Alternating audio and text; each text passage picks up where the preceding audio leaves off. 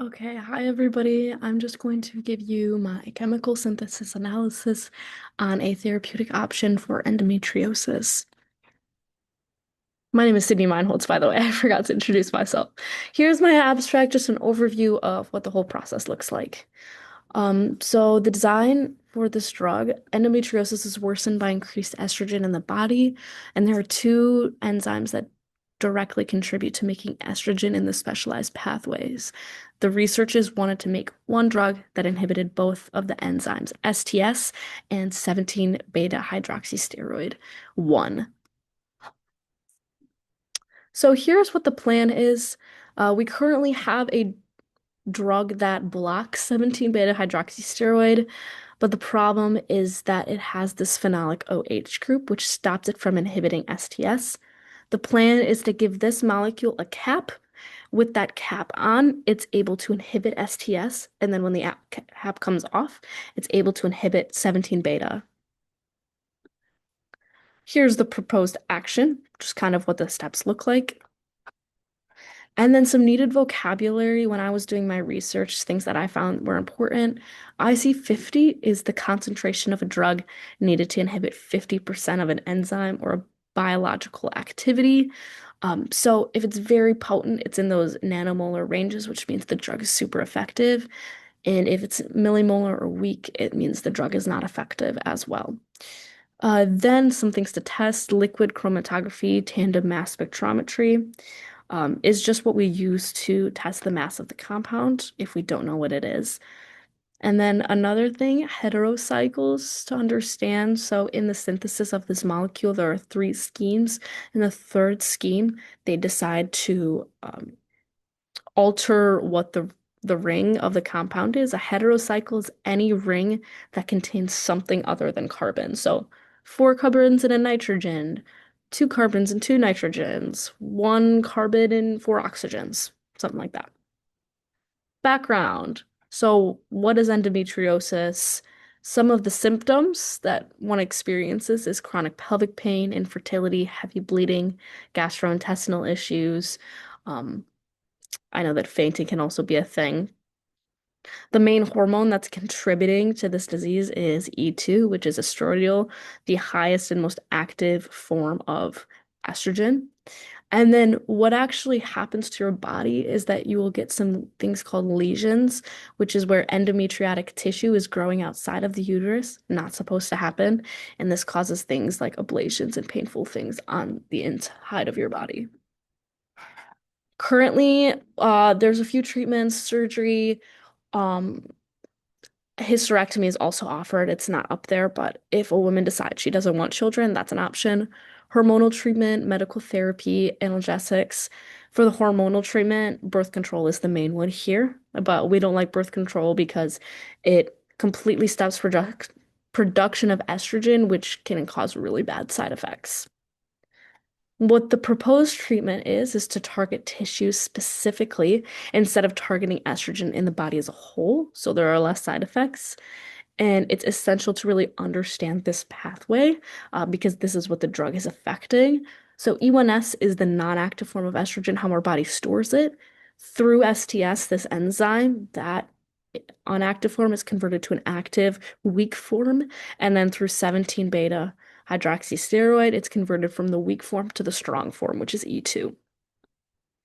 Oh, and something I also want to note is 17 beta hydroxysteroid 2, or dehydrogenase type 2, is converting that E2 back to E1. So if this is a negative feedback loop. If your body has too much of that one compound, it's going to convert it back so your body doesn't have an overload of estrogen. So design process, we know that there are a history of um, drug things that are used in the body that can stop multiple pathways at once. Flavonoids is an example, early DASIs. Aromatase, which you see in a DASI, is just another enzyme for estrogen. So how did we start the design of these compounds?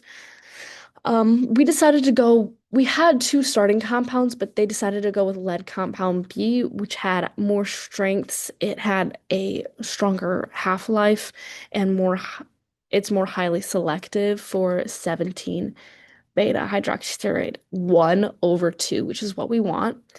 Uh, so we wanted to know if this could be more effective. A known compound that has worked in the past is STX-64. So we're kind of basing our design off of that one and just fine-tuning it a little bit. So obviously using compound B as a base, here's just a little overview about how these inhibitors work chemically, uh, and how the masking group is not just beneficial for inhibition, but also for a longer half-life, longer metabolic stability, more success overall in the body as a drug.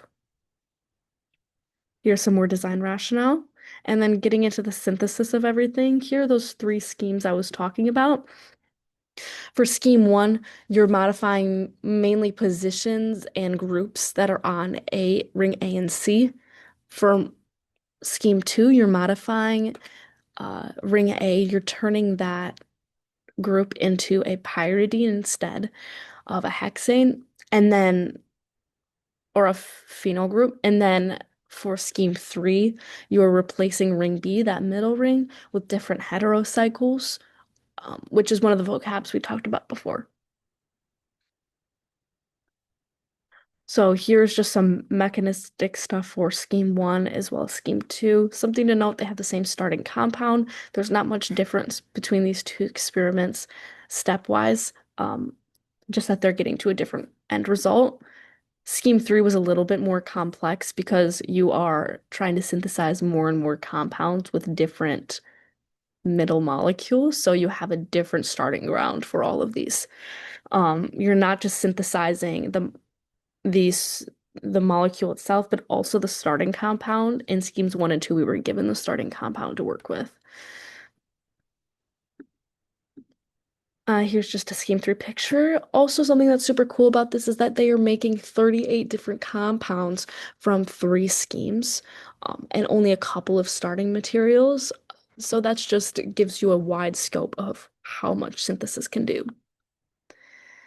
Something to note, Suzuki coupling, I looked into this. This was in a few of my steps for synthesis on all of the schemes. Just a catalyzed reaction that forms a new CC bond between a halide and a boronic acid, typically catalyzed by palladium. I originally thought this was SN2, but it's something completely different. It's just called a catalyzed reaction. Recap, scheme one and two explores ring changes on A and C. Scheme three explores changes on B. Why try these different combinations? We're just trying to get a better effect, better success in the body. We're looking at steric effects, electronic properties, hydrogen bonding, all of those things about how a drug will interact with the actual body. And then what are some of our results? So we had three experiments to test all of these results. One tested STS inhibition, the next tested 17 beta hydroxysteroid inhibition, and then the other one tested the success of turning that drug into a prodrug. So first one, on the left are some of those steps. The middle column is what we were looking at, what we were testing. We're testing placement, different electron groups, and then the different rings. And what we found overall was most successful was the pair position for sulfamate, strong with withdrawing groups, which makes the phenyl a better leaving group. We want a normal phenyl ring for A, and then we want thiazole and oxazole for the heterocycles. For the next compound, relatively the same steps on the side. We're just using a different cell. We're looking at STS comparison, the placement of the OH and the heterocyclic effects. We found overall that we wanted a weak STS inhibitor because a weak one with an exposed phenyl would be good for inhibition of the hydroxysteroid. We wanted the pair position for the OH, which was actually the same for the sulfamate, and then a disubstituted thiazole. And then we wanted to know that our inhibition of hydroxysteroid type 1 was not affecting hydroxysteroid type 2, because we want the enzyme to rid the body of the potent form of estrogen. We don't want the other way around. Part of this tested effectiveness effectiveness, we used ER binding, so estrogen receptor binding. We do not want this.